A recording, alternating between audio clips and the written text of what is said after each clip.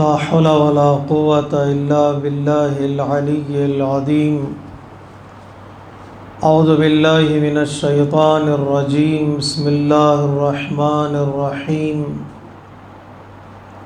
الحمد لله الذي هدانا لهذا وما كنا لنهتدي لولا أن هدانا الله. لقد جاءت رسل ربنا بالحق ثم الصلاة والسلام على سيد الأنبياء والمرسلين خاتم النبيين حبيب إله العالمين سيدنا ومولانا بالقاسم محمد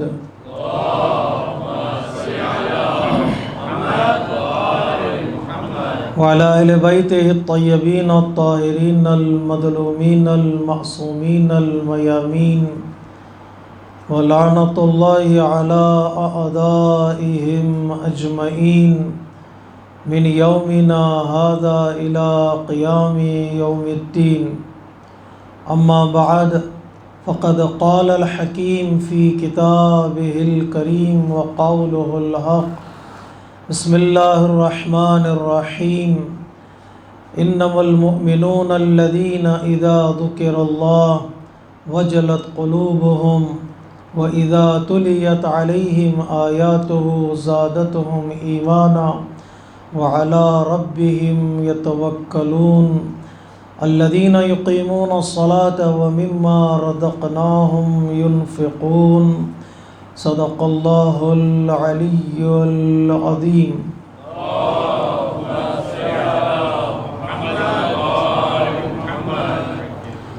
عزیزان محترم، موضوع سخن ہے انسان اور ایمان. اس موضوع کے ذیل میں ہم نے گزشتہ مجالس اعضاء میں انسان کی کچھ ان خصوصیات کی طرف اشارہ کیا جن خصوصیات کے سائے میں انسان اس دنیا میں رہ کر کمال حاصل کر سکتا ہے. اور کل کی مجلس میں ہم نے انسان کی ان کمزوریوں کی طرف بھی اشارہ کیا کہ جس کی وجہ سے ممکن ہے انسان اپنی زندگی میں بیلنس کو برقرار نہ رکھ پائے، اس لیے کہ انسان کبھی افراط کی طرف چلا جاتا ہے اور کبھی تفریط کی طرف، کبھی حد سے بڑھ جاتا ہے اور کبھی حد سے پیچھے رہ جاتا ہے. اپنے آپ کو کنٹرول کرنا، اپنے آپ کو وسط راہ میں رکھنا، اپنے آپ کو اسکیل اور میزان میں رکھنا انسان کے لیے دشوار ہو جاتا ہے، اس لیے کہ وہ خواہشات کا کبھی کبھار پابند ہو جاتا ہے اور بے نیازی کا جب احساس کرتا ہے کہ مجھے اب کسی چیز کی ضرورت نہیں، کسی کا ڈر نہیں، کوئی مجھے پکڑ نہیں سکتا، کوئی مجھے جکڑ نہیں سکتا، تو یہ انسان سارے حدود کو توڑنے کے لیے تیار ہو جاتا ہے. اس لیے اللہ تبارک و تعالیٰ نے انسان کو ایمان کی طرف بلایا ہے، انسان کو فیتھ اور بلیف کی طرف دعوت دی ہے. ایمان در حقیقت انسان کو کنٹرول کرنے والی طاقت کا نام ہے، انسان کو بیلنس میں رکھنے والے پاور کا نام ہے. اگر ایمان ہے تو انسان اپنے آپ کو کنٹرول کر پائے گا، اگر ایمان نہیں ہے تو انسان ممکن ہے یا افراط کی طرف چلا جائے یا تفریط کی طرف چلا جائے. تو یہ ایمان کے سائے میں انسان اپنی زندگی کو کامیاب بنا سکتا ہے.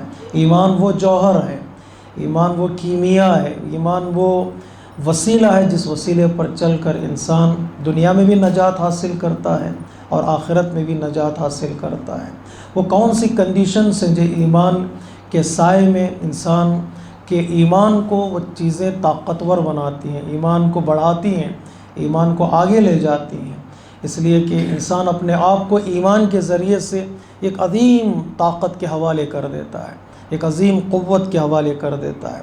جس کو پتہ چل جائے جو میرے سر پر طاقت ہے وہ عظیم طاقت ہے، تو انسان کی زندگی میں سکون آ جاتا ہے، انسان کی زندگی میں اطمینان آ جاتا ہے. ایک بچہ جب سڑک پار کرنا چاہتا ہے، روڈ کراس کرنا چاہتا ہے، تو دیکھتا ہے کہ دائیں گاڑی آ رہی ہے، بائیں سے کوئی گاڑی آ رہی ہے، تو بچہ گھبرا جاتا ہے اور پیچھے آ جاتا ہے.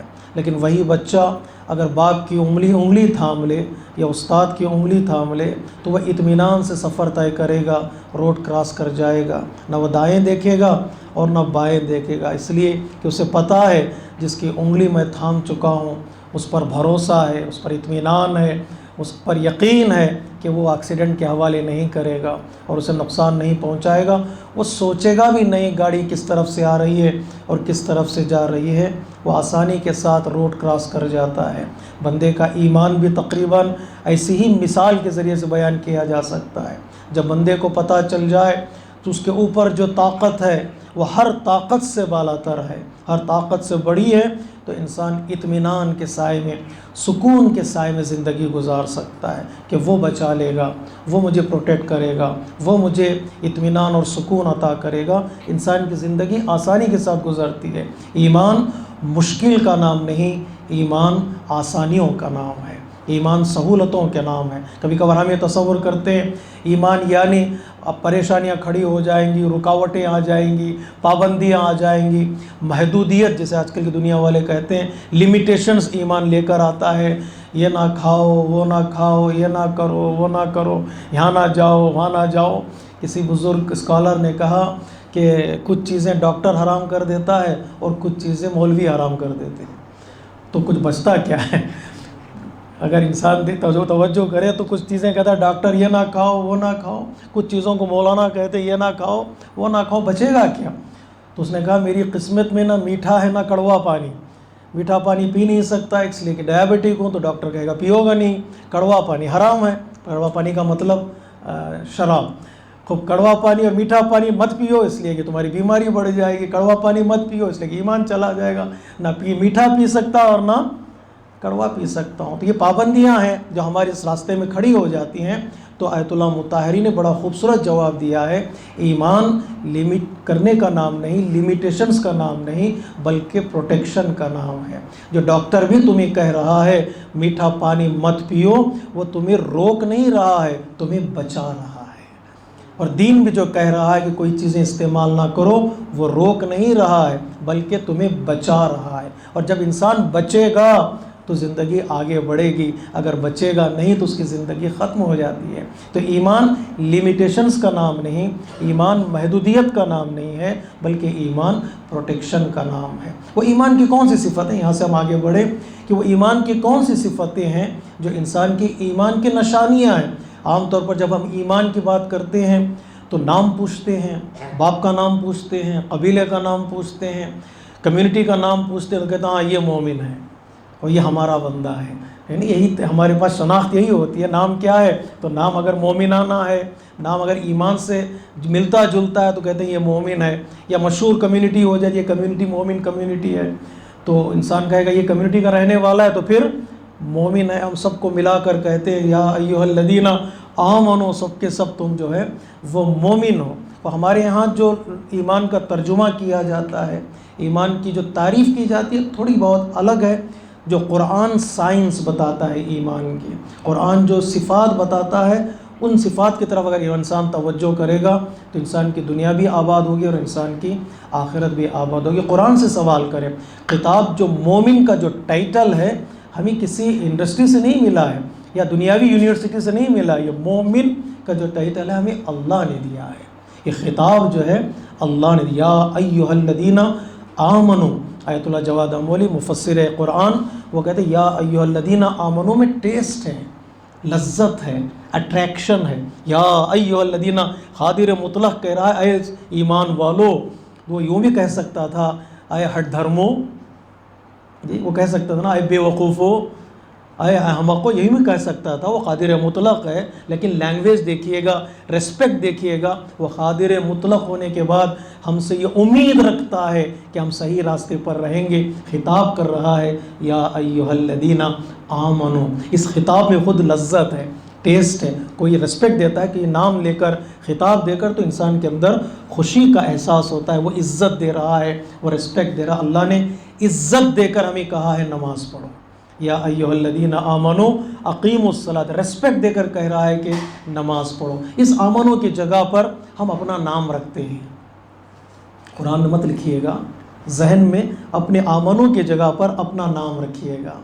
جی یا ایھا الذی، کوئی بھی نام، حسن، حسین، محمد، علی، یا ایھا العلی، یا ایھا الحسن، یا ایھا الحسین، اپنا نام رکھیے، اپنا نام وہاں پر تصور کیجئے، میرا نام ہے، ایسا لگتا ہے آج اللہ ہم سے بات کر رہا ہے۔ تھوڑی دیر کے لیے سوچئے ذہن میں، یا کہیں یا ایھا الحسن، ایسا لگتا ہے کہ اللہ آج ہم سے گفتگو کرنا چاہتا ہے، اللہ ہم سے بات کرنا چاہتا ہے۔ وہ ٹائٹل اللہ نے ہمیں دیا ہے، وہ خطاب اللہ نے ہمیں دیا ہے، تو صفات بھی اللہ بتائے گا کہ مومن کون ہے، جیسے کہ امام کے صفات اللہ نے بتائے ہیں، رسول کی صفات کو اللہ نے بتائے ہیں، نبی کون ہوتا ہے اللہ نے بتایا ہے، متقی کون ہوتا ہے اللہ نے بتایا، اور مومن کون ہوتا ہے اللہ بتانے والا ہے۔ قرآن بتائے گا کہ مومن کون ہے۔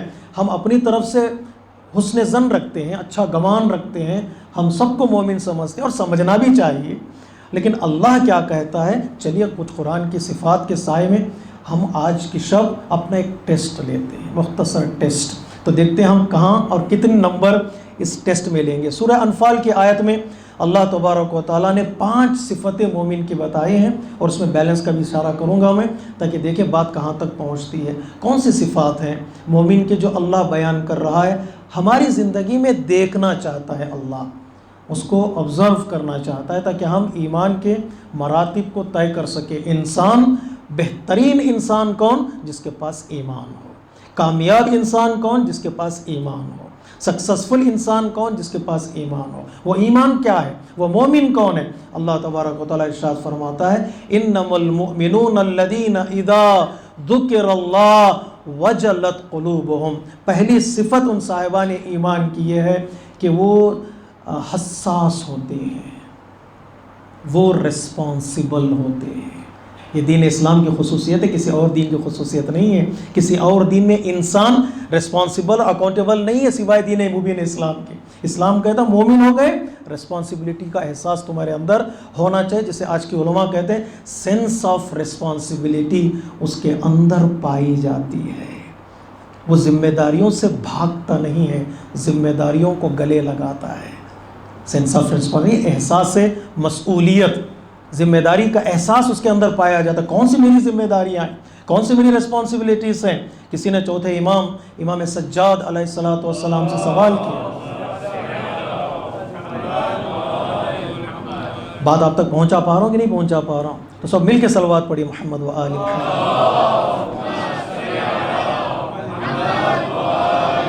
ہو سکتا ہے کوئی یہ سوچ رہا ہو پہنچے یا نہ پہنچے، آپ کو تو بیٹھنا ہے ممبر میں، بیٹھے بولتے جائیں۔ سینس آف ریسپانسبلٹی کا کسی نے سوال کیا، مولا یہ ذمہ داری کیا ہے، ذمہ داریاں کیا ہوتی ہیں؟ امام نے فرمایا جب انسان صبح اٹھتا ہے، امام نے اپنی طرف سے فرمایا، حدیث ہے، جب انسان صبح اٹھتا ہے کئی ذمہ داریاں اس پر واجب ہو جاتی ہیں، کئی رسپانسبلٹیز، خصوصاً جو لوگ شادی شدہ ہیں، میرج لائف گزار رہے ہیں۔ امام کہتے ہیں جب صبح انسان اٹھتا ہے تو اس کی گردن پر ذمہ داریاں، پہلی ذمہ داری اللہ کہتا ہے سجدہ کرو، دوسری ذمہ داری شیطان کو بھگانا ہے، تیسری ذمہ داری بیوی بچے کہیں گے نکلو باہر، کچھ کما کے لے آؤ تو رات گزرے گی، دن گزرے گا، پیٹ بھرنا تمہارا کام ہے۔ مومنین کی ذمہ داری میری گردن پر ہے، کسی کی ملاقات ہو اسے سلام کرنا ہے، اس کے سلام کا جواب دینا ہے، اللہ کی ذمہ داری، بیوی بچوں کی ذمہ داری، جاب کی ذمہ داریاں، کام کی ذمہ داریاں، اپنے آپ کو بچانا بھی ہے، اپنے آپ کو صحیح راستے پر لے کر بھی جانا ہے، غریبوں کا حق ادا کرنا ہے، مسکینوں کا حق ادا کرنا ہے۔ گھر سے آدمی نکلتا تو امام کہتے ہیں کم از کم 8 رسپانسبلٹیز اس کی گردن پر آ جاتی ہیں۔ تو یہ احساس انسان کے اندر جاگے کہ میں گھر سے نکل رہا ہوں تو میں ذمہ دار بن کر نکل رہا ہوں، تو وہ ذمہ داریوں کو ادا کرنے کی کوشش کرے گا۔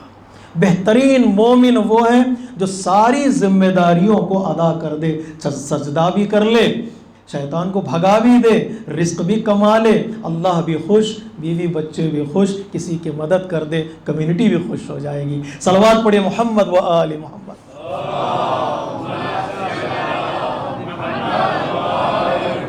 ایک ذمہ داری چوک گئی، دوسرے دن وہ ذمہ داری ڈبل ہو جائے گی، دوسرے دن وہ ذمہ داری آپ نے چھوڑ دی، تیسرے دن ٹرپل ہو جائے گی، اور اس کے بعد اتنی ذمہ داریوں کا بوجھ میرے کندھے پر آ جائے گا کہ میں ادا نہیں کر پاؤں گا۔ ایسا ہوتا ہے نہیں؟ مثلا فرض کیجئے گا آج صبح کی نماز خدا نخواستہ ہم نے نہیں پڑھی، تو آج کی 2 رکعت نماز میری گردن پر ہے کہ نہیں ہے؟ تو دوسرے دن صبح ہو گئی تو کل کی 2 رکعت نماز اور آج کی 2 رکعت، میں ڈسکاؤنٹ کر کے آپ کو بتا رہا ہوں، تو ورنہ 17 رکعت کی بھی مثال دے سکتا تھا. تو کل کی 2 رکعت، آج کی 2 رکعت ہو گئی 4 رکعت. اور انسان کو 4 رکعت پڑھنی پڑے گی، 2 قضا اور 2 ادا. اور 2 دن میں نہ پڑھوں تو تیسرے دن 6 رکعت نماز. جب بوجھ بڑھتا جاتا ہے تو آدمی پھر ذمہ داریوں سے بھاگ جاتا ہے. اب چلو اب اتنی قضا ہو گئی تو پھر دیکھا جائے گا. تو انسان جتنی ایک ذمہ داری سے چوک جاتا ہے انسان، تو پھر ذمہ داریوں کا بوجھ انسان کے کندھے پر بڑھتا چلا جاتا ہے. اس لیے مولا کائنات نے نہج البلاغہ میں اور 7ویں امام نے اپنے احادیث کے مجموعے میں اشارہ فرماتے ہیں کہ مومن کو چاہیے کہ ذمہ داریاں کمپلیٹ کرنے کے لیے، رسپانسبلٹیز کو کمپلیٹ کرنے کے لیے، ہر ایک حق ادا کرنے کے لیے یا زندگی میں بیلنس کو برقرار رکھنے کے لیے ٹائم کو ڈسٹریبیوٹ کرو، ٹائم کو بانٹو. شاید سنا ہوگا آپ نے، بارہا اس حدیث کو سنا ہوگا. ٹھیک ہے، جہاں ریسیڈنٹ عالم ہوتا ہے وہاں مجلس سے پڑھنا بھی مشکل ہوتا ہے. ہر وقت ذہن میں بات آتی ہے، شاید انہوں نے پڑھ دیا ہوگا، لیکن یقین ہے انہوں نے پڑھا ہوگا. تو انسان وقت کو بانٹے، تقسیم کرے. یہ جو آج کل کا سب سے بڑا جھوٹ میں کہتا ہوں، سب سے بڑا جھوٹ اور سب سے بڑا سستی بھرا جملہ، لیزی سے بھرا جملہ ہے، وہ یہ کہ میرے پاس ٹائم نہیں ہے. اس میں ایک لیزینس پائی جاتی ہے، میرے پاس ٹائم نہیں ہے. یعنی آدمی ذمہ داریوں سے بھاگنے کے لیے کہتا ہے میرے پاس ٹائم نہیں، ورنہ ٹائم تو سب کے پاس ہے. اینسٹائن کے پاس بھی 24 گھنٹے ہی تھے، تھامس ایڈیسن کے پاس بھی 24 گھنٹے تھے، آیت اللہ سستانی کے پاس بھی 24 گھنٹے ہیں، آیت اللہ خامنئی کے پاس بھی 24 گھنٹے ہیں. ان کے پاس تو 48 گھنٹے تو نہیں ہیں. وہ دنیا میں کامیاب ہو گئے اپنی ذمہ داریوں کو نبھا کر، اور ہم قافلے سے پیچھے ہو رہے ہیں اپنی ذمہ داریوں کو طرف توجہ نہ کر کے. تو کرنا کیا ہے؟ بس بانٹو، حق ادا کرتے چلے جاؤ. ایکول حق نہیں، جتنا وہ ڈیزرو کرتے ہیں. اس لیے میں نے کل کی مجلس میں اشارہ کیا، اعتدال کا کمال ہے عدالت میں. جس کا جتنا حق ہے وہ دینا عدالت ہے. اعتدال میں عدالت چھپی ہوئی ہے. ذمہ داریاں نبھا دو، وقت کو بانٹو. جیسے کسی اسکالر نے کہا، distribution of time is equal to expansion of time. اگر ٹائم بانٹ دو گے تو بڑھ جائے گا، بانٹو گے نہیں تو گھٹ جاتا ہے. میرے پاس ٹائم نہیں ہے، نہیں، ٹائم بہت ہے، بس یہ ڈھونڈو کہ ٹائم جا کہاں رہا ہے، وقت جا کہاں رہا ہے. جس انسان نے وہ ڈھونڈنے میں کامیابی حاصل کر لی وہ کامیاب ہو گیا کہ ٹائم جا کہاں رہا ہے. کہیں 2-4 گھنٹے سیل فون کے حوالے تو نہیں ہو رہے ہیں. اور الحمدللہ آج کل جو ہے، الحمدللہ کیا کہوں میں، آج کل جو رپورٹ بھی دے دیتا ہے سیل فون، آج آپ نے کتنے گھنٹے سیل فون استعمال کیا، دیکھو کتنے گھنٹے استعمال کیے. یہ ویک کی رپورٹ آ جاتی ہے نا، کہ اوریج آپ کا جو ہے 4 گھنٹے، اوریج 3 گھنٹے آپ نے سیل فون روزانہ استعمال کیا. کہاں جا رہا ہے میرا ٹائم؟ امام فرماتے ہیں ایک حصہ تم عبادت کے لیے رکھو، اللہ کو مت بھولو. کوئی بھی پروگرام ہو اللہ کو مت بھولو. 1 2 دوسرا حصہ وقت کا تجارت کے لیے، معاش کے لیے، روٹی کے لیے. روٹی نہیں، پیسہ نہیں، معاش نہیں تو پھر معاد بھی نہیں ہے. اگر کام نہیں کرو گے، بزنس نہیں کرو گے، بیوی بچے بھی دروازہ نہیں کھولیں گے. چرسد پہ انسان کمیونٹی، وہ لوگ کوئی ریسپیکٹ نہیں کرے گا انسان کی. امام کو فرماتے ہیں ایک حصہ عبادتوں کے لیے، ایک حصہ تجارت کے لیے، ایک حصہ دوستوں کے لیے، اور ایک حصہ، آپ بولیے گا، ایک حصہ عبادت کے لیے، دوسرا حصہ تجارت کے لیے، تیسرا حصہ دوستوں کے لیے. فرینڈشپ چاہیے نا، فیس بک والے فرینڈس نہیں، میری مدد کرنے والے فرینڈس. جی 5000 فیس بک میں فرینڈس ہوتے ہیں، جب ضرورت پڑتی ہے تو کوئی فون اٹھاتا ہی نہیں ہمارا. وہ فرینڈ فائدہ نہیں ہے. وہ جو امیجنری فرینڈس ہیں، وہاں پر تصویریں بھی الگ ہوتی ہیں، ایڈریس بھی الگ ہوتا ہے. ایک طلاق ہم نے پڑھی ہے ابھی ریسنٹلی، صرف اس وجہ سے کہ میرے ہسبینڈ نے وہاں پر جو اسٹیٹس لکھا تھا وہ ان میرڈ کا تھا. وہ میرڈ تھا، وہاں پر جو اس نے اسٹیٹس لکھا تھا میریٹل اسٹیٹس ان میرڈ کا تھا، اور اسی وجہ سے جھگڑا ہو گیا کہ تم نے لکھا کیوں ان میرڈ، اور پروف نہیں کر سکا وہ. تو یہ امیجنری اسٹیٹس والے نہیں چلنے والے ہیں. جو دوست جو کام آئے، وہ جو لائک نہ کرے تو پریشان ہو جائے، لائک کرے تو سوال کرے کیوں، کامنٹس نہ آئے تو پریشان ہو جائے. یہ ساری مصیبتیں ہیں جو اس دنیا کی مصیبتیں، جو آدمی کے ٹائم کو ویسٹ کرنے والی مصیبتیں ہیں. جی وہ عارف کاظمی صاحب نے بڑا خوبصورت جملہ کہا تھا، 5000 لائک کریں یا نہ کریں، ایک امام زمانہ لائک کر لیں تمہاری زندگی کامیاب ہو جائے۔ وہ لائک کریں یا نہ کریں، یا رسول اللہ لبیک یا حسین، لبیک لبیک یا عباس، برائے خوشنودی امام زمانہ صلوات۔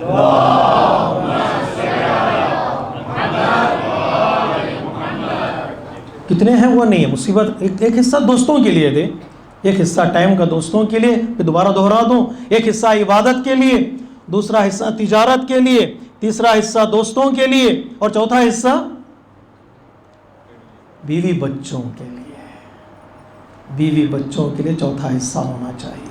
حصہ نہیں ایکول نہیں، جو ضرورت ہے اس اعتبار سے 8 گھنٹے ممکن کام کرنا پڑتا ہے، 1 گھنٹہ عبادت کا ہے۔ تو میں نے پچھلی مجلس میں کہا 17 منٹ اللہ ہم سے مانگ رہا ہے، وہ بھی 17 منٹ جو دیر سے پڑھتے ہیں۔ بعض لوگ 1 منٹ میں 2 رکعت پڑھتے ہیں، ان کے لیے تو 10 منٹ ہے، ان کے لیے 10 منٹ اللہ بندوں سے مانگ رہا ہے۔ 24 گھنٹے لے لو، 10 منٹ دے دو، تو عبادت کے 10 منٹ ہیں صرف، اور دوسری عبادتوں کو بھی شامل کر سکتا ہے انسان۔ اور تجارت کے لیے زیادہ ٹائم لگ سکتا ہے، اور دوستوں کے لیے بھی کم ٹائم لگے گا، اور پھر فیملی کے لیے زیادہ ٹائم لگے گا۔ تو ان سارے ٹائمز کو بیلنس کرنے والا مومن ہوتا ہے۔ اب کہیں پر ظلم ہو رہا ہے، گھر کو میں ٹائم نہیں دے پا رہا ہوں، تو پھر یہ ٹائم جا کہاں رہا ہے؟ یا تو میں دوستوں کو زیادہ دے رہا ہوں، یا تو میں ایکسٹرا کام کر رہا ہوں پیسہ کمانے کے چکر میں، اور یا تو پھر مسلح پر بیٹھا ہوں، نہ بزنس کا خیال ہے اور نہ گھر والوں کا خیال۔ کہیں نہ کہیں بھول چوک ہو رہی ہے، جو میں کسی کا ظلم، کسی کا ٹائم میں کھا رہا ہوں۔ لیکن یہ جملہ سنیے گا انشاءاللہ، یہ ماں بہنوں کے فیور میں یہ جملہ ہے، اور آپ حضرات بھی اس کو رعایت کیجئے گا۔ 4 حصوں میں بانٹو ٹائم کو، عبادت میں، تجارت میں، دوستوں کے لیے اور گھر والوں کے لیے۔ اور جو ٹائم تم گھر والوں کو دو گے، اس ٹائم سے تمہیں طاقت ملے گی عبادت کے لیے بھی، تجارت کے لیے بھی، دوستوں کے لیے بھی۔ پتہ نہیں پہنچا کہ نہیں پہنچا جملہ؟ گھر والوں کو جو ٹائم تم دیتے ہو، حلال خواہش، حلال لذت کے لیے، وہاں سے تمہیں انرجی ملتی ہے، تجارت میں بھی کامیاب ہوگے، عبادت بھی اچھی ہوگی، دوستوں میں بھی اچھے رہو گے۔ اگر وہاں آپ نے مس کیا، نہ تجارت میں سکون ملے گا، نہ عبادت میں سکون ملے گا، نہ دوستوں میں سکون ملے گا۔ صلوات پڑھیے محمد و آل محمد۔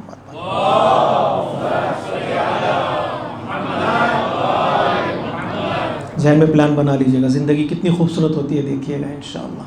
تو ٹائم بڑھ جائے گا، خود بخود ٹائم بڑھ جائے گا، کیلکولیٹ کر سکتا ہے انسان۔ تو کیا کرے انسان؟ ایمان کا تقاضا یہ ہے کہ بیلنس رکھنے کے لیے ڈسٹریبیوشن آف ٹائم، ورنہ انسان گھاٹے میں چلا جائے گا۔ بسم اللہ الرحمن الرحیم، والعصر ان الانسان لفی خسر۔ انسان گھاٹے میں چلا جائے، اس لیے نقصان، ٹائم گھٹتا چلا جائے گا، پتہ نہیں چلے گا۔ تو کیا کروں میں؟ کون سا علامتیں، کون سے سائنس ہیں؟ اللہ تبارک و تعالیٰ کہتا ہے انما المؤمنون الذین اذا ذکر اللہ، سینس آف رسپانسبلٹی ہے، ذمہ داری کا احساس ہے۔ تو کیا کروں؟ دل کو، قلوب یعنی دل کو خالق دل کے حوالے کرو۔ اذا ذکر اللہ وجلت قلوبہم، جب کسی مومن کے سامنے اللہ کا نام لیا جاتا ہے تو وہ احساس، ذمہ داری کا احساس اس کے اندر لرزہ پیدا کرتا ہے، ٹرمبلنگ کہتے ہیں نا جیسے۔ اللہ کا نام سن کر آدمی گھبرا جاتا ہے۔ کیوں گھبرا رہا ہے؟ اللہ ڈرانے والا ہے؟ جی اللہ ڈرانے والا ہے کیا؟ کل کی مجلس میں ہم نے کہا رحمان رحیم رحمان رحیم رحمان رحیم، کہاں ڈرائے گا اللہ؟ کہتے ہیں نا اگر کمپنی کی طرف سے آپ کو ایک لیٹر آئے، اس لیٹر کا پہلا جملہ بتا دیتا ہے کہ آپ ہائر ہیں یا فائر ہیں۔ فرسٹ جو ٹائٹل ہے، سب ٹائٹل یا سبجیکٹ جو بتاتے ہیں، وہ پہلا جملہ بتا دیتا ہے تو آپ کمپنی میں ہیں یا کمپنی سے فارغ ہیں، پہلا جملہ بتا دیتا ہے۔ قرآن کا پہلا جملہ کیا ہے؟ اللہ اکبر۔ کہاں مسلمان پہنچ گئے، قرآن کہاں ہمیں بلا رہا ہے جی، کہاں بلا رہا ہے قرآن؟ قرآن کا پہلا جملہ ہے بسم اللہ الرحمن الرحیم۔ اللہ رحمان ہے اور رحیم ہے۔ دین ہمارا رحمتوں والا ہے، دین ہمارا رحمانیت والا ہے، مہربانیوں کا دین ہے۔ پڑوس میں کوئی بھوکا سو جائے تو میری نماز قبول نہیں ہوتی، میں کسی کے بدن میں زخم نہیں پہنچا سکتا، کسی کو گالی نہیں دے سکتا، کسی کو مار نہیں سکتا. کتنی مہربانی والا دین ہے. بے وجہ ایک حیوان کو نہیں مار سکتا، بے ضرورت کسی درخت کو نہیں کاٹ سکتا. یہ ہمارا دین ہے. بسم اللہ الرحمن الرحیم، پہلا لیٹر سینٹنس بسم اللہ الرحمن الرحیم. اب سمجھ لو داستان کیا آنے والی ہے. مکمل رحمانیت اور رحیمینیت کا پیغام ہوگا اس خط میں. تو اللہ ڈرانے والا نہیں ہے. ڈرا اللہ نہیں رہا ہے، ڈر میں رہا ہوں. کیوں رہا ہوں؟ اس لیے کہ میں نے اپنی ریسپانسبلٹیز کو پورا نہیں کیا. جو بچہ فیل ہو جاتا ہے، مارکس کم مل جاتے ہیں، وہ گھر آنے سے گھبراتا ہے. ماں باپ مارنے والے نہیں ہیں، میں جانے سے گھبرا رہا ہوں. میں نے ذمہ داریوں کو پورا نہیں کیا. وہ نہیں مارے گا، وہ کہہ رہا ہے ذمہ داریاں پورا کرو. جو ذمہ داریاں پورا کر دیتا ہے اس کے اندر سکون آ جاتا ہے، اطمینان آ جاتا ہے. وہاں گھبراہٹ نہیں ہے. جو ریسپانسبلٹیز کو پورا کر دیتا ہے اطمینان اسے مل جاتا ہے. مولانا پروف کہاں ہے؟ پروف کربلا دیکھ لو. آئے سورہ فجر کی آخری آیت کہہ رہی ہے یا ایتھن نفس المطمئنہ، اے اطمینان پانے والی نفس. جہاں ذمہ داریاں پوری ہو جاتی ہیں وہ سکون مل جاتا ہے، ڈر ختم ہو جاتا ہے، خوف ختم ہو جاتا ہے. کہ ڈر کس بات کا ہے؟ پھر میں نے ذمہ داریوں کو پورا نہیں کیا. ورنہ وہ مہربان ہے، وہ بڑا ہی مہربان ہے. حضرت موسیٰ علی نبینا صلوات اللہ وسلم علیہ، بڑی شخصیت، قرآنی شخصیت ہے، قرآنی انسان حضرت موسیٰ علیہ السلام. بڑا ہی لاڈ ہے اللہ کو اس موسیٰ پر. بڑی گفتگو کی حضرت، کلیم اللہ، اللہ سے باتیں کرنے والے، مسلسل باتیں کرنے والے. کسی مومن نے کچھ کہہ دیا فوراً حضرت موسیٰ کوہ طور پہ چلے گئے. اللہ یہ مومن یہ کہہ رہا ہے، جواب چاہیے. حضرت موسیٰ جو رابطہ تھا حضرت موسیٰ کا اللہ تبارک و تعالیٰ سے، کوہ طور پر جاتے تھے. کوئی بندہ کوئی حاجت طلب کرتا، یہ میرا سوال ہے، فوراً لے جاتے تھے کوہ طور پر، جواب لا کر دیتے تھے. تو حضرت موسیٰ نے قحط پڑا، ڈراؤٹ تھا. حضرت موسیٰ سے لوگوں نے کہا یا نبی اللہ ہمارے لیے دعا کیجیے، آپ بارش آئے. تو نا بارش کے لیے دعا کی جاتی ہے. اس نماز کو کہتے ہیں کیا؟ نماز استسقاء. ماشاءاللہ، نماز استسقاء، سقا کہتے ہیں نا. حضرت ابو الفضل عباس کو سقا اہل بیت، سقا یعنی پانی پلانے والے. استسقاء بھی سقا سے ہے، یعنی پانی پلانا. استسقاء یعنی طلب پانی، طلب باران، بارش. تو ہم طلب کرتے ہیں اللہ کی بارگاہ میں 2 رکعت نماز پڑھ کر. صحرا میں جاتے ہیں، 2 دن روزہ رکھتے ہیں تو تیسرا دن روزہ واجب ہو جاتا ہے. صحرا میں جاتے ہیں، حیوانات کو لے جاتے ہیں، بچوں کو لے جاتے ہیں، تاکہ ہماری دعا قبول نہیں ہو رہی ہے تو بچوں کی آمین قبول ہو جائے، یا بچوں کی بھی آمین قبول نہیں ہو تو حیوانات پر اللہ رحم کرے بارش کے ذریعے سے. حیوان بغیر پانی کے نہیں رہ سکتا. تو انسان صحرا میں جاتا ہے، ڈیزرٹ میں وہ نماز پڑھتا ہے. اور وہ نماز پڑھانے والا، بلانے والا بڑا ہی ہمت والا ہونا چاہیے. اس لیے کہ اگر بارش کی دعا کرے بارش نہ ہو تو آپ کہتے ہیں مولانا کوئی مولانا لے جائے قوم کو باہر دعا کرنے کے لیے، چلو دعا کریں بارش کی، اور دعا کرے، روزہ رکھے، دعا کرے، بارش نہ ہو تو کیا ہوگا؟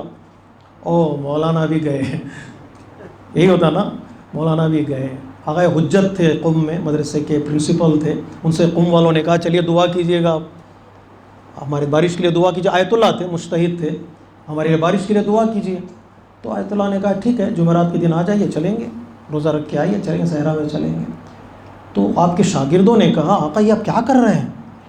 کہا دعا کریں گے، نماز پڑھیں گے، اور کیا؟ کہا آقا آپ جائیں گے، آپ مجتہد ہیں، کئی لوگ آپ کی تقلید کرتے ہیں، اگر آپ دعا کرائیں، نماز پڑھیں اور بارش نہ ہوئی تو آقا حجت نے کہا کیا؟ تو لوگ آپ کی تقلید کرنا چھوڑ دیں گے. ارے مجتہد کی دعا قبول نہیں ہوئی، ارے یہ تو آپ کے لیے ایک دھبا لگ جائے گا، آقا مت کیجیے گا ایسا. یہ مشورہ دینے والے ایسے بھی ہوتے ہیں نا. اور ہاں گھبراہٹ بھی ہوتی ہے آدمی کو. تو آیت اللہ حجت کا خوبصورت جملہ میں میرے لیے اور آپ کے لیے جملہ انشاءاللہ اس پر آپ محظوظ ہوں گے. آیت اللہ حجت نے کہا میں اب تک کہہ رہا ہوں میں اللہ کا بندہ ہوں، اللہ کا بندہ ہوں. آیت اللہ مجھے کہتے ہو تم، اللہ کی نشانی ہوں، اللہ کا بندہ ہوں. چلو امتحان کر کے دیکھتے ہیں وہ بھی مجھے اپنا بندہ مانتا ہے کہ نہیں مانتا. اللہ اکبر، وہ بھی مجھے اپنا بندہ مانتا ہے. دنیا والے مجھے اللہ کا بندہ ہے، دنیا والوں کے کہنے سے کیا ہوتا ہے، وہ بھی مجھے اللہ کا بندہ مانتا ہے کہ نہیں مانتا ہے. چلو دعا کر کے دیکھتے ہیں، اپنا امتحان کریں، لوگوں کا امتحان نہیں. ہمیشہ ہم لوگوں کا امتحان کرتے ہیں، کبھی کبھار اپنا بھی تو امتحان کریں، اپنا ہی تو ٹیسٹ لیں. حضرت موسیٰ نے کہا چلو دعا کرتے ہیں. گئے صحرا میں دعا کی، پروردگار پانی، پروردگار بارش. 1 گھنٹہ دعا کرتے رہے حضرت موسیٰ، بارش کے کوئی آثار نہیں. یا اللہ، اللہ کا نبی دعا کرے بارش نہ ہو، اللہ کا رسول دعا کرے بارش نہ ہو. پوری توجہ چاہتا ہوں میرے عزیزوں، آپ نے واقعہ سنا ہو تو ایک نتیجہ دیکھ لیجئے گا. بارش نہ ہو، لاڑ تھا حضرت موسیٰ کو اللہ کی بارگاہ میں. اللہ کی بارگاہ میں حضرت موسیٰ نے ہاتھوں کو بلند کیا، پروردگار عزت. اب تک کہہ رہے تھے بارش، اس کے بعد پروردگار عزت، اگر میں دعا کروں بارش نہ ہو تو لوگ کیا کہیں گے؟ موسیٰ کی دعا بھی قبول نہیں ہوئی. پروردگار عزت، عزت، اس سے عزت دینے والا اللہ ہے، ریسپیکٹ دینے والا اللہ، آنر دینے والا اللہ. تعز من تشاء و تذل من تشاء. دنیا کی کوئی طاقت انسان کو عزت نہیں دے سکتی اللہ تبارک و تعالیٰ کے علاوہ. آواز قدرت آئی، اے موسیٰ تمہاری بزم میں ایک گناہگار بیٹھا ہوا ہے، اس کا گناہ اتنا بڑا ہے، وہ جب تک یہاں بیٹھا رہے گا بارش کا ایک قطرہ نہیں برسے گا. اس سے کہہ دو وہ اٹھ کر چلا جائے.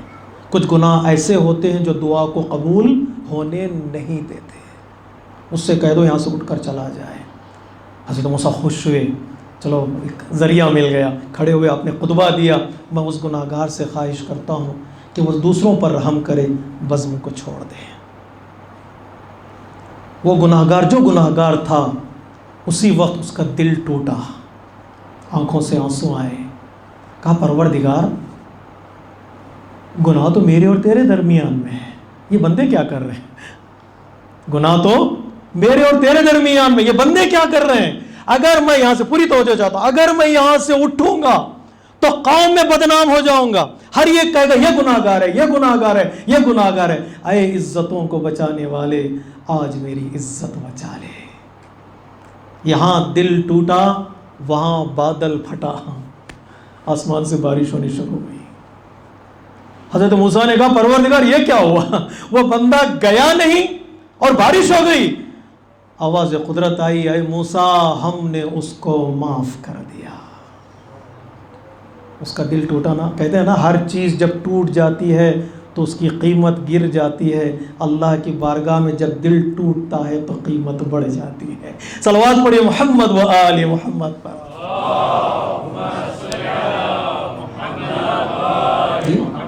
ڈائمنڈ ٹوٹ گیا تو قیمت گر جاتی ہے، قیمتی پتھر ٹوٹ جائے تو قیمت گر جاتی ہے، گلاس ٹوٹ گیا قیمت گر جاتی ہے. دل ٹوٹے گا اللہ کی بارگاہ میں قیمت بڑھ جاتی ہے. ٹوٹے ہوئے دلوں میں بسیرا کرتا ہے اللہ، ٹوٹے ہوئے دلوں میں بسیرا کرتا ہے. حضرت داؤد نے کہا پروردگار تجھے کہاں ڈھونڈے؟ کہا مومن کے دل میں ڈھونڈو. جہاں ٹوٹ جاتا ہے نا اللہ کی بارگاہ، وہاں اللہ رہتا ہے. اللہ کی بارگاہ میں دعا کر لیں بیٹھے بیٹھے، پتہ نہیں کس موقع پر اللہ کس کی دعا قبول کر لے. اپنے لیے اور سب کے لیے دعا کریں، خصوصاً مسلمانوں میں دعا کریں جو مظلوم مسلمان ہیں. افغانستان میں حالت بہت خراب ہے، اللہ سب کو محفوظ رکھے، قتل و غارت گری سے بچائے، خون ریزی سے بچائے. دعا کریں سب کے لیے، اس لیے کہ ہماری دعائیں اس پر شہزا پر قبول ہوتی ہیں. اہل بیت کا واسطہ دیں، دنیا میں امن قائم ہو. میں نے دارالسلام کے نماز جمعہ کے خطبہ میں کہا تھا میری ایک دل کی آرزو یہ ہے کہ جس دن یہ میں سنوں کہ دنیا میں آج کسی کا قتل نہیں ہوا ہے، وہ دن میرے لیے عید کا دن ہوگا. آج یہ کوئی نیوز آئے کہ آج کسی کا قتل نہیں ہوگا، وہ دن ہمارے لیے عید کا دن ہونا چاہیے. امن بہت اچھی چیز ہے. تو حضرت موسیٰ نے کہا پروردگار یہ کیا ہوا؟ اللہ آواز قدرت ہے، اے موسیٰ ہم نے اس کو معاف کر دیا. اس کے بعد کا جملہ سنیے گا، ہم نے اس کو معاف کر دیا. حضرت موسیٰ نے کہا پروردگار اس کا نام تو بتا، وہ ہے کون؟ چہرہ تو دکھا، کہاں بیٹھا ہے وہ؟ آواز قدرت ہے، اے موسیٰ جب گناہ گار تھا تو نہیں بتایا، وہ تو اپنا بندہ ہے. جب گناہ گار تھا تو ہم نے نام نہیں بتایا، اب تو اپنا بندہ ہے.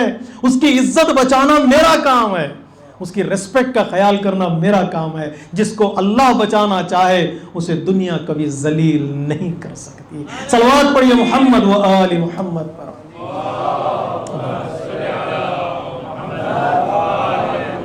نعرہ تکبیر، نعرہ تکبیر، نعرہ رسالت، نعرہ رسالت، نعرہ حیدری، نعرہ حیدری، محمد و آل محمد صلوات. تو میرا بندہ ہے. اللہ کا خاص بندہ بن جاتا ہے بندہ جب توبہ کرتا ہے، جب استغفار کرتا ہے. جب حضرت موسیٰ نے اللہ کی بارگاہ میں پوچھا پروردگار معافی چاہتا ہوں، تھوڑا آؤں گا لوٹ کر آیت کی طرف. حضرت موسیٰ نے اللہ کی بارگاہ میں کہا پروردگار جب مومن بندہ تجھے آواز دیتا ہے تو 3 مرتبہ پکارنا پڑتا ہے، یا ربی یا ربی یا رب، اے رب المصلین، اے رب الصائمین، اے رب الساجدین. 3 مرتبہ پکارنے کے بعد تو آواز دیتا لبیک.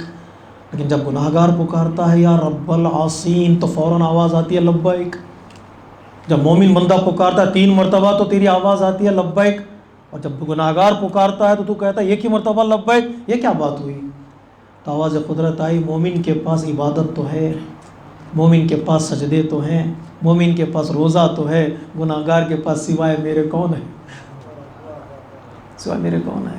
اللہ گناہگاروں کو بہت پسند کرتا ہے، بشرطے کہ لوٹ کر توبہ کرنے والے کو بہت پسند کرتا ہے، استغفار کرنے والوں کو بہت پسند، لوٹ کر آئے.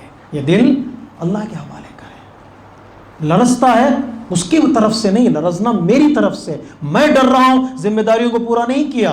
تو یہاں بیلنس کا کہاں پر ہے میرے عزیزوں؟ یہ دل جو ہے مرکز ہے، یہ دل ہمارا سینٹر ہے. اس میں تقوی آنا چاہیے.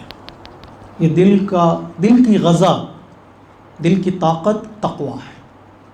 رائٹیسنس کا یہ پائٹی کا یہ کیا کیا ترجمہ کرتے ہیں، تقوی، اللہ کا ڈر اس دل میں ہونا چاہیے. دنیا کے قانون میں اور اللہ کے قانون میں فرق یہ ہے کہ دنیا کا قانون انسان کو باہر سے روکتا ہے، اللہ کا قانون انسان کو اندر سے روکتا ہے. پولیس ہٹ جائے تو فساد ہو جائے، لیکن پوری دنیا ہٹ جائے، دل میں اللہ ہے، فساد کبھی نہیں ہوگا. تقوی ہے نا، یہ تقوی اندر سے، اللہ کا قانون اندر سے روکتا آدمی کو. اکیلے میں کوئی نہیں ہے، کیا گناہ کر سکتا ہوں؟ اللہ کی آنکھوں پہ کون پردہ ڈالے بھیا؟ یہ دل اندر سے طاقت، جو تقوی کی طاقت ہے نا، وہ اندر سے، جو قانون اندر سے بنتا ہے وہ قانون طاقتور ہوتا ہے. اس لیے ہم کہتے ہیں کہ اسلامی نظام ہونا چاہیے وہ اندر کی طاقت کے لیے، باہر کی طاقت کے لیے نہیں. ڈنڈے کے زور پر قانون پر عمل کرانے والے اور ہوتے ہیں، تقوی کے سائے میں قانون پر عمل کرانے والے اور ہوتے ہیں. یہ اندر کا قانون ہونا چاہیے. اس لیے مولا کائنات فرماتے ہیں ہم لوگ جو راستہ طے کرتے ہیں وہ الٹا ہے. ہم کہتے ہیں پہلے باہر سجائیں، آئینے کے سامنے کھڑے ہوتے ہیں، اپنے آپ کو سجاتے ہیں، برانڈڈ کپڑے ہوں، کوئی بھی آفس کے اندر آتا ہے تو ہم وہ نیچے سے اوپر دیکھتے ہیں اس کو، اس کے بال کیسے ہیں، اس کا شرٹ کیسا ہے، اس کی پینٹ کیسی ہے، اس کے جوتے کیسے ہیں، گلاس کیسا ہے، ہاتھ میں کون سا فون رکھا ہوا ہے. نہیں، برانڈڈ کے چکر میں ہمارے لوگ ہیں. آفس میں، جس آفس میں آپ جائیے ہم ظاہر کو دیکھتے ہیں. مولا کائنات کہتے ہیں نہیں، ظاہر دھوکہ ہو سکتا ہے، اگر اندر اچھا ہے ظاہر خود بخود اچھا ہو جائے گا.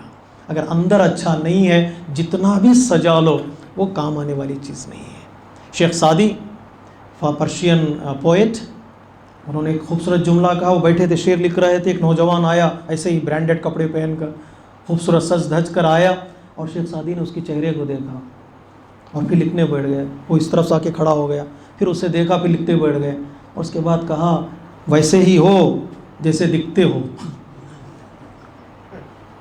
جملہ پہنچا نہیں پہنچا؟ ویسے ہی ہو جیسے دکھتے ہو. اس لیے ایسا نہ ہو کہ کہیں برانڈڈ دکھا کر اندر سے تم مجھے دھوکہ دینے کے لیے آئے. باہر خوبصورت ہو جانے سے اندر خوبصورت نہیں ہوتا. لوگ باہر سے اندر جانے کی کوشش کرتے ہیں. مولا کائنات فرماتے ہیں اندر سے باہر آؤ. اب اندر سے باہر آؤ گے تو تقوی کی جو طاقت ہے تمہارے باہر کو بھی خوبصورت بنا دیتی ہے، باہر کو بھی حسین بنا دیتی ہے. ایک دوسرا راستہ، الٹا راستہ، ہم دنیا کو کامیاب بنا کر آخرت تک پہنچنا چاہتے ہیں. مولا کائنات کہتے ہیں نہیں، آخرت کو کمانے کی، کامیاب بنانے کی کوشش کرو، دنیا خود بخود تمہارے پیچھے آئے گی. تم دنیا کے پیچھے جا رہے ہو، آخرت آئے گی نہیں. دو اپوزٹ راستے ہیں. لیکن آخرت کو کمانے کی کوشش کرو، دنیا تمہارے خود پیچھے آئے گی. دنیا بنائی گئی ہے آخرت کے لیے، دنیا کریٹ کی گئی ہے، خلق کی گئی ہے آخرت کے لیے. دوسرا راستہ جو ہم الٹا طے کرتے ہیں. اور تیسرا راستہ لوگوں سے دوستی بنانے کی کوشش کرتے ہیں، اس کے بعد اللہ سے دوستی بناتے ہیں. مولا فرماتے ہیں اللہ سے دوستی بناؤ، لوگوں کے ساتھ دوستی تمہاری خود بخود اچھی ہو جائے گی. لوگوں کے دلوں میں اللہ محبت کو ڈال دیتا ہے، محبت ڈال دیتا ہے. وہ محبت ڈال دے گا تو پھر لوگوں سے میں تمہاری چاہت ہو جائے گی، بڑھ جائے گی. تو بیلنس کیا ہے؟ دل یہ دل میں تقویٰ ہے. اور دل میں دو اور چیزیں بھی ہیں, محبت بھی ہے دل سے, دشمنی کا تعلق بھی دل ہی سے ہے بیچاری, محبت بھی اور دشمنی بھی. اب اس میں بیلنس کیسے ہوگا؟ مولا کائنات نہج البلاغہ میں فرماتے ہیں محبت اور دشمنی میں بیلنس کو برقرار رکھنا سیکھو. کبھی کبھار اتنے نہ چاہنے لگو, سب کچھ اگل ڈالو, اور کبھی کبھار اتنے بھی دشمن نہ ہو جاؤ کہ سارے دروازے بند کر دو. پتہ نہیں پیغام پہنچا؟ بیلنس کیسے کریں گے؟ محبت میں آ کر, دوستی میں ڈوب کر سارے اسرار کبھی دوست کو نہ بتانا. کیوں؟ اگر ایک دن وہ دشمن ہو گیا تو سارے اسرار فاش کر دے گا. کچھ رازوں کو اپنے پاس رکھو, کچھ سیکریٹس کو اپنے پاس رکھو, تمہارے اور اللہ کے درمیان ہونا چاہیے. اس لیے ہمارے پاس دو چیزیں ہیں, ایک دعا, دوسرے مناجات. ہم دعا میں ایکسپرٹ ہیں لیکن مناجات کرتے نہیں ہیں. مناجات یعنی کیا؟ اکیلے میں اللہ سے باتیں کرنا. دعا ہم جو جماعت میں پڑھتے ہیں, دعا زور سے آواز سے پڑھنے والی چیز کو دعا کہتے ہیں. اللہ سے دل سے راز و نیاز کرنے کو, میرا قلبی کنیکشن اللہ سے, وہ ہے مناجات. نجوا یعنی سیکرٹ وسپرنگ, اللہ سے ہونی چاہیے. نہیں تنہائی میں بیٹھ کر مصلی پر گئے, پروردگار ارے میں ہی تو ہوں تیرا. جنگ احد میں یا جنگ بدر سے پہلے پیغمبر اسلام نے مناجات کی اللہ کی بارگاہ میں. رسول اسلام نے مناجات کی. کیا مناجات کی؟ پروردگار ان کی فوج زیادہ ہے, ہماری فوج کم ہے, ہم 313, وہ 1000 سے زیادہ, ہمارے پاس ایک گھوڑا, ان کے پاس بے حساب گھوڑے, 2-3 تلواریں ہمارے پاس, ان کے پاس سینکڑوں تلواریں. پتہ ہے کیا مناجات کی؟ یہ بتا نہیں سکتے تھے اصحاب کو, بتا دیں گے تو وہ بے چین ہو جائیں گے, پریشان ہو جائیں گے. پیغمبر اسلام نے مناجات کی اللہ کی بارگاہ میں. حدیثوں میں ہے مناجات کیا کی پیغمبر اسلام نے؟ پروردگار ہم ہی تو ہیں تیرے. کیا؟ پروردگار ہم ہی تو ہیں تیرے, ہم مارے جائیں گے تو روئے زمین پر تیرا نام لینے والا کوئی نہیں ہوگا, ہمیں بچا لے, ہم سجدہ کریں. یہ مناجات ہے, نہیں یہ لاڑ والی مناجات. ہمیں بچا لے, تیرے سجدہ کریں گے. اگر ہم مارے گئے تو روئے زمین پر تیرا کوئی نام لینے والا نہیں ہوگا. یہ مناجات میں لاڑ ہو سکتا ہے, مناجات میں شوق ہو سکتا ہے, جذبات کا اظہار کر سکتا ہے. مناجات کرے. حضرت زکریا کے سلسلے میں مناجات ہے قرآن مجید میں کہ وہ نادا خفیہ, وہ نادا زکریا خفیہ, یعنی چھپ کر حضرت زکریا نے دعا کی, مناجات کی. اب کیوں چھپ کر؟ 100 سال ہو چکے تھے حضرت زکریا کو, اراؤنڈ 100 ایئرس. تو حضرت مریم کو دیکھا جنت کے کھانے آ رہے ہیں اور جنت محراب میں عبادت کر رہی ہیں آپ. خوب جب اس طرح کی بیٹی کو دیکھا حضرت زکریا نے, ایک لڑکی کو دیکھا کہ اس کے پاس جنت کے کھانے آ رہے ہیں, مزیدار کھانے, اللہ کے طرف سے فرشتے نازل ہو رہے ہیں, وہ بھی نبی تھے حضرت زکریا. تو ایک مرتبہ حضرت زکریا کے اندر اولاد کی خواہش پیدا ہوئی.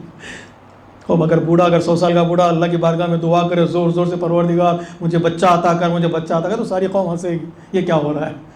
ٹھیک ہے, اللہ کی طاقت سے کوئی دور چیز نہیں ہے, لیکن حضرت زکریا نے کیا کیا؟ اب تو کھل کر دعا نہیں کریں گے, چلو مناجات کرتے ہیں اللہ سے. پروردگار ایسا ایک بیٹا, ایسا ایک فرزند مجھے عطا کر. اللہ تبارک و تعالیٰ نے آپ کی دعا کو قبول کیا, حضرت یحییٰ کو آپ کو عطا کیا ہے. حضرت یحییٰ اس مناجات کے بعد پیدا ہوئے. اللہ کے بارگاہ میں انسان مناجات کر سکتا ہے. کچھ سیکرٹ ایسے جو انسان اپنے اور اللہ کے درمیان میں رکھے. تو محبت اور دشمنی میں, محبت میں ساری چیزیں دوستی میں آ کر کھول نہ دو, کچھ راز اپنے باقی رکھو. ایک دن اگر وہ دشمن ہو گیا تو پھر تمہارے سارے اسرار سڑک پر لا کر ڈال دے گا. خصوصی طور پر اگر پولیٹیشین ہو گیا تو. سیاست مداح کہتے ہیں نا, ہمارے یہاں مشہور ہے, اگر مجھے میرا شجرہ معلوم نہ ہو اور میرے بیہیویئر کے بارے میں مجھے خود پتہ نہ ہو, الیکشن میں کھڑا ہو جاؤں, لوگ خود بخود مجھے بتا دیں گے میں کون ہوں. پھر بتانے کی ضرورت بھی نہیں, لوگ خود بخود بتا دیں گے میں کون ہوں, کہاں سے آیا ہوں, وہ ساری چیزیں نکال کر لے آئیں گے اور سارے اسرار وہ فاش کر دیں گے, عام کر دیں گے. ایک محبت میں کچھ چیزیں باقی رکھ لو, اور دشمنی حد سے نہ بڑھ جائے کہ اگر ایک دن وہ دوست ہو گیا تو تمہیں شرمندگی کا احساس ہوگا. کیا کرو؟ سارے ونڈوز ڈور سب اس کے لیے کلوز نہ کرو, ایک ونڈو اس کے لیے کھلا رکھو. آئے گا تو کم سے کم اسے محسوس ہو کہ تم نے ایک دروازہ اور ونڈو اس کے لیے کھلا رکھا تھا. کتنا خوبصورت پیغام ہے. بیلنس کا کتنا خوبصورت پیغام ہے محبت اور دشمنی کے سائے میں رہنے کا. یہ دل کا کام ہے نہیں, یہ دل کا کام ہے. محبت اور دشمنی کو بھی میں بیلنس میں رکھ سکتا ہوں. پروردگار عالم کہتا ہے انما المؤمنون اذا ذکر اللہ وجلت قلوبہم, اللہ کا نام لیتے ہیں تو بیدار ہو جاتے ہیں, جاگ جاتے ہیں, ڈرتے ہیں, لرزتے ہیں, عبادت کی طرف آتے ہیں, رسپانسبلٹی کی طرف آتے ہیں. اتنا ہی نہیں, دوسری صفت بتا دوں اور زحمت تمام کروں. اور پروردگار عالم کہتا ہے وَإِذَا تُلِيَتْ عَلَيْهِمْ آيَاتُهُ زَادَتْهُمْ ایمانا. قرآن کی آیت بھی سن کر کہیے واہ. شعر سننے کے بعد کہتے ہیں نا ہم لوگ واہ واہ واہ. قرآن کی آیت بھی سن کر کہیے سبحان اللہ. کیا پیغام ہے اللہ تبارک و تعالیٰ کا. مومن وہ انسان ہے مومن, کیونکہ گفتگو ہماری انسان مومن ہو رہی ہے.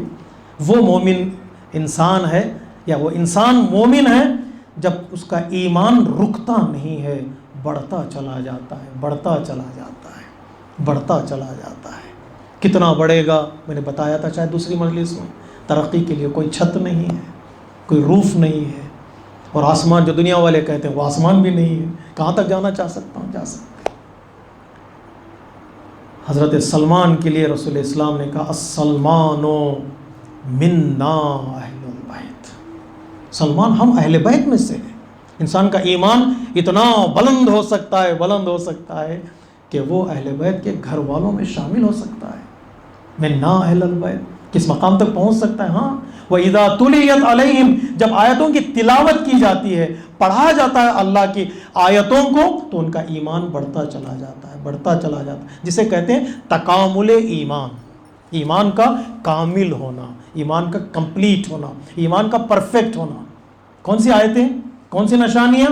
بس کامنٹیٹرز کہتے ہیں آیات ہو یعنی قرآن کی آیتیں. 6235 سے 6666 جتنا بھی نمبر ہو, اتنے ہی آیتوں کو پڑھتے چلے جاؤ, ایمان بڑھتا چلا جائے. آیت پڑھتے جاؤ, ایمان بڑھتا جائے گا. پڑھنے کا مطلب ترجمہ کے ساتھ, سمجھ کر, ٹرانسلیشن کے ساتھ, کامنٹری کے ساتھ, ریفلیکشن کے ساتھ, پونڈرنگ کے ساتھ, پریکٹس کے ساتھ. تلاوت از بیس فار دی پریکٹس. اگر پریکٹس نہ ہو تو پھر تلاوت کا ثواب ملے گا لیکن فائدہ نہیں اٹھا پائے گا انسان. وَإِذَا تُلِيَتْ یعنی پریکٹس کرے گا تو اس کا ایمان بڑھے گا. کتنی آیتیں, جتنی آیتیں پڑھتے چلے جاؤ, پڑھتے چلے جاؤ, ایمان بڑھتا چلا جائے گا. 6666 سٹیج تک انسان پہنچ سکتا ہے قرآن کی ایک ایک آیت پڑھ کر. اور جنت میں بھی درجات آیتوں کی تلاوت پر ہیں. میرے دوستوں سے, میرے نوجوانوں سے, میرے بچوں سے خواہش کرتا ہوں کم سے کم 40 آیتیں حفظ کر لو. 40 آیات, سورے ملا کر چھوٹے چھوٹے سورے بھی حفظ کرو, اس میں 10-12 سورے حفظ کر لو گے تو 40 آیتیں ہو جاتی ہیں. کم سے کم 40 آیتیں حفظ کر لو تاکہ ہمارا اسٹیج جو ہے نیچے نہ رہے, جنت میں اوپر رہے کم از کم.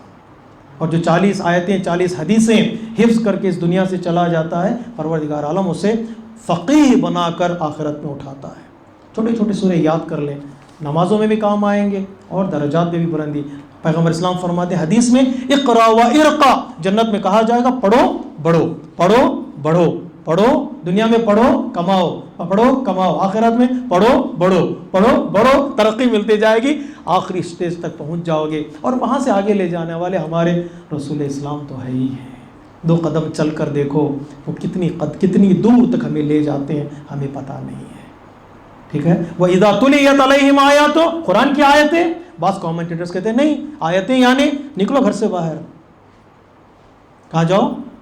گھر سے باہر نکلو, اس لیک کے بیچ میں جاؤ, اس گارڈنز میں جاؤ, یہاں کی گرینری کو دیکھو. بلیسنگز ہیں نہیں اللہ کے, یہاں کی پہاڑیاں بھی بلیسنگز ہیں, یہاں کی لیک بھی بلیسنگز ہیں, یہاں کی گرینری بھی بلیسنگ ہے ہمارے لیے. جاؤ, یہ قطرہ پانی کا اٹھاؤ, دیکھو اللہ تبارک و تعالیٰ نے ہمیں کون کون سی نعمتیں عطا کی ہیں, کیا کیا نشانیاں ہیں اللہ کی اس میں. جی زیادہ دور نہیں, ابھی باہر جاؤ, ایک درخت کا پتا لو, لیف آف دا ٹری. قرآن کہتا ہے ایک درخت کا پتا توڑو, پتا توڑ کر دیکھو, اگر دیکھو غور سے دیکھو, پھر دوبارہ دیکھو, 1 مرتبہ نہیں 2 مرتبہ, قرآن کہتا ہے 2 مرتبہ دوبارہ دیکھو. ہل ترا من فطور, کیا اس لیف میں کوئی عیب تمہیں نظر آئے گا؟ یہ اللہ کی نشانی ہے کہ اللہ کے بغیر یہ کوئی پتا اتنا خوبصورت کوئی پیدا کر سکتا ہے. اس کی رگیں دیکھیے گا، اس کی نسیں دیکھیے گا، اس کا وجود دیکھیے گا، تو انسان کے ایمان کو ہر ایک شے جو دنیا میں موجود ہے وہ ایمان بڑھتا چلا جاتا ہے. ایک ایک چیز کائنات کی انسان کی ایمان کو بڑھا دے گی. ایک اور بات کہہ دوں، نہیں مولانا جانے کی فرصت نہیں ہے، ٹائم نہیں ہے، ٹائم نہیں ہے، کیا کریں؟ قرآن کہتا ہے کہیں دور جانے کی ضرورت نہیں ہے، اپنی آنکھوں کو آئینے میں دیکھو، پروردگار تو بڑا ہے، تو خالق ہے. میری آنکھیں، میری زبان، میرے ہاتھ، یہ ہاتھ پیچھے کیوں نہیں مڑتے، آگے کیوں مڑ جاتے ہیں؟ جی آنکھیں دیکھیں کہ کیمرے کی طرح کس طرح گھومتے ہیں، ان کو دیکھیں یہ نشانیاں ہیں اللہ کی. علم یجعل لہ عینین ولسانا وشفتین، زبان ہم نے عطا کی ہے. ایک ایک زبان کا ایک ایک حصہ، پتہ نہیں ٹائم میرے پاس نہیں ہے، ایک ایک ایریا جو زبان کا ہوتا ہے، وہ زبان کا ایک ایریا ایک لفظ کے لیے ہوتا ہے، ایک حرف کے لیے، ایک لیٹر کے لیے. یہ زبان کا ایک ایک ایریا ایک لیٹر کے لیے ہوتا ہے، اور دوسرا ایریا دوسرے لیٹر کے لیے. الف کے لیے الگ، با کے لیے الگ، تا کے لیے الگ، ثا کے لیے الگ. اور میں ورڈ بناؤں تو یہ زبان کے ایریاز جو ہے آپس میں فاسٹ ورڈ کٹنگ مشین کی طرح. جی میں کہوں گا سبحان اللہ تو کتنی مرتبہ میری زبان نے اس کو ایکسرسائز کیا ہے، ورک کیا ہے تاکہ میری زبان سے نکلے سبحان اللہ. یہ ایک زبان ہے، اور ماشاءاللہ آپ حضرات تو 4 زبانیں بولتے ہیں، 5 زبانیں بولتے ہیں. اور بعض لوگ تو اتنی فصیح زبان بولتے ہیں، گجراتی میں سواحلی نہیں ملتی، اور سواحلی میں فرینچ نہیں ملتی، اور دونوں میں انگریزی نہیں ملتی. انگریزی بولیں گے، فرینچ والوں کے ساتھ فرینچ بولیں گے، افریقن کے ساتھ سواحلی بولیں گے، اپنی کمیونٹی کے ساتھ گجراتی بولیں گے، اور گھوم پھر کے کوئی مولانا آ گیا تو اردو بول لیتے ہیں. خوب زبان اتنی ایکسرسائز کرتی ہے کہ کوئی زبان دوسری زبان سے ٹکراتی نہیں ہے. زبان ایک ہے، لینگویجز 5، اور 5 لینگویجز کے الفابیٹس الگ الگ، اور سیکھنے کی طاقت ہمارے پاس ہے، اور بھی زبان سیکھ سکتے ہیں آپ. انڈیا کے کولکتہ شہر میں ایک بچہ ہے 13 سال کا جو 13 زبانیں بولتا ہے. اور انڈیا کے جو پرائم منسٹر تھے پچھلے منموہن سنگھ جی، اور انہوں نے اس بچے کو ساتھ لیا تھا آپ کی اسپیچ کی ٹرانسلیشن کے لیے. 13 سال کا بچہ ایک پرائم منسٹر کی اسپیچ کو ٹرانسلیٹ کر رہا ہے. یعنی خدا نے اس بچے کے اندر وہ ایبیلٹی رکھی ہے، وہ 1 سے 4 زبانیں سیکھ سکتا ہے، اور زبان میں وہ ایبیلٹی ہے، ہر زبان کو اپنے حساب سے ادا کر سکتی ہے. کیا ابھی موقع نہیں ہے کہنے کا الحمدللہ رب العالمین؟ یہ ایمان، اس پہ توجہ کرے گا انسان، ایمان انسان کا بڑھتا چلا جائے گا، بڑھتا چلا جائے گا. کتنا بڑھے گا کوئی حساب نہیں کر سکتا انسان. ہم جو یاد کرتے ہیں اہل بیت علیہ الصلوۃ والسلام کو، ان کے نام لیتے ہیں، ان کا ذکر کرتے ہیں، قرآن کی آیتوں کی تلاوت کرتے ہیں، ایک ہدف، ایک گول یہ بھی ہے کہ ان کے سائے میں، ان کے ذکر کے سائے میں، قرآن کے مجید کی آیتوں کی تلاوت کے سائے میں ہمارا ایمان بچے بھی اور آگے بڑھے بھی. کہتے ہیں نا ایمان کو بچانا بھی ہے، بڑھانا بھی ہے، سجانا بھی ہے. یہ کربلا ہمارے ایمان کو بچاتی بھی ہے، ہمارے ایمان کو سجاتی بھی ہے، اور ہمارے ایمان کو بڑھاتی بھی ہے. اتنا ایمان بڑھ جائے گا کہ کربلا کے شہداء کہیں گے یا ابن رسول اللہ، ہم آپ کے بزم کو چھوڑ کر جا نہیں سکتے، کہ چلے جاؤ، دشمن کو میرا سر چاہیے، میں سر دے دوں گا. اصحاب حسین نے کیا کہا؟ کہاں جائیں؟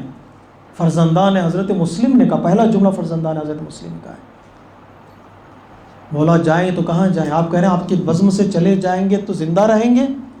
ان کا جملہ یہ کہ اگر زندہ بھی رہے تو مردہ کہلائیں گے، لیکن آپ کے قدموں پر جان دے دیں گے، مر بھی جائیں گے تو زندہ کہلائیں گے. ہم آپ کے بزم نہیں چھوڑیں. یہ ایمان دیکھیے گا، یہ ایمان کہاں سے آیا؟ یہ ایمان یہی اللہ کی نشانیوں کو دیکھ کر، اللہ کی نشانیوں کو پڑھ کر جو معرفت حاصل کی، وہ معرفت اللہ تبارک و تعالیٰ نے انہیں عطا کی ہے.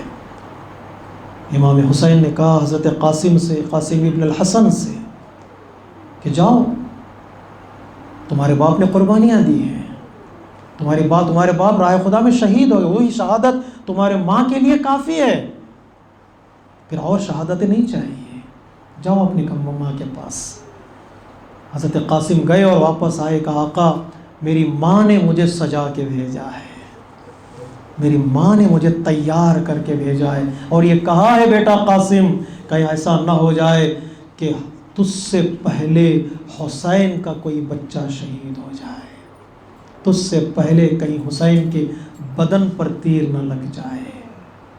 قاسم جب میدان جنگ میں جانے کے لیے آئے تو امام نے قاسم کے سر پر اپنا امامہ رکھا، دوش پر حسن کی ردا ڈالی، کمر میں تلوار کو حمائل کیا اور چہرے پر نقاب ڈال دیا، چہرے پر نقاب ڈال دیا۔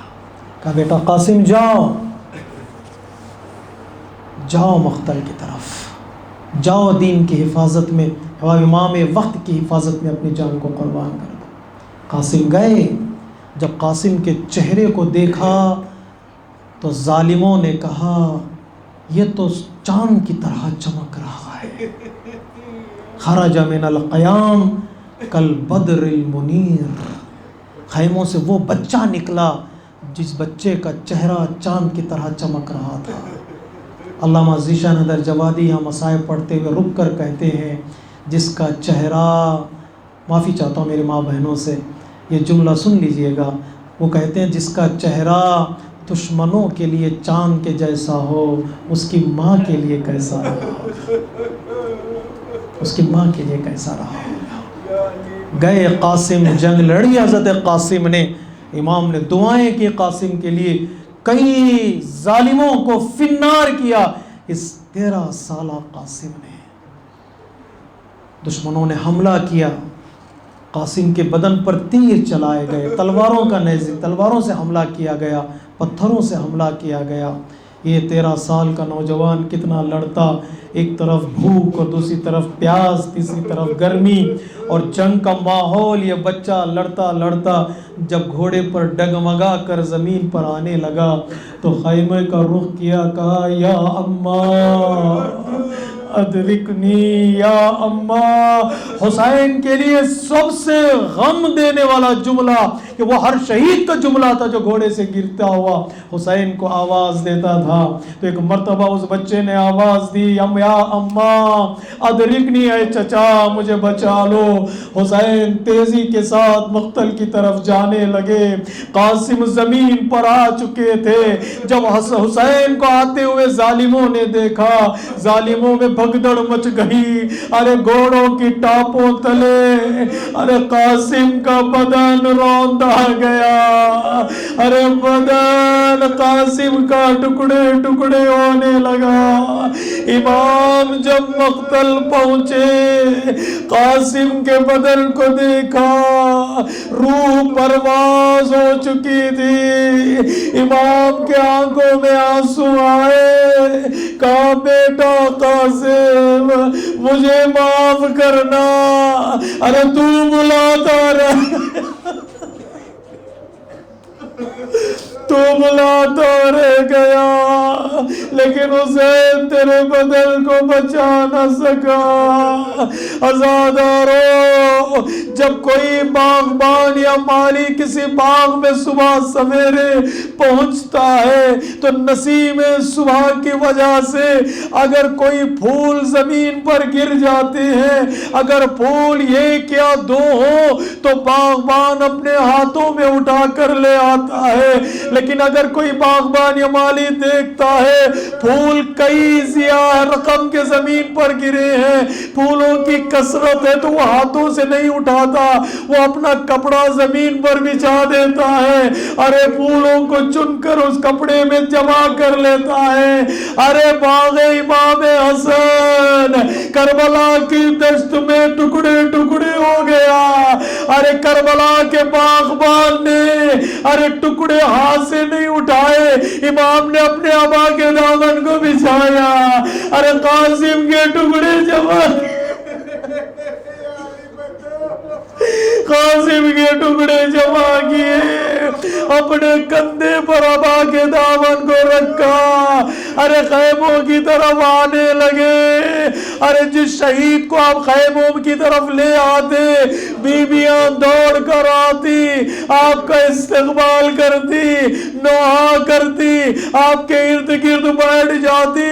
ام فرما مصلی پڑھتی, امام قاسم کے ٹکڑوں کو جمع کر کے ابا کے دامن میں اپنے کندھے پر رکھ کر لے آئے. ام فروہ خیمے سے باہر آئی. پتا ہے اس ماں نے کیا پوچھا؟ آقا میرا قاسم کہاں؟ آقا میرا قاسم کیا ہے؟ ارے حسین کیا جواب دے؟ حسین نے کچھ نہیں کہا, بس ابا کا دامن بچھا دیا. کہا بابی مجھے معاف کرنا, آپ کا لال دشتے کربلا.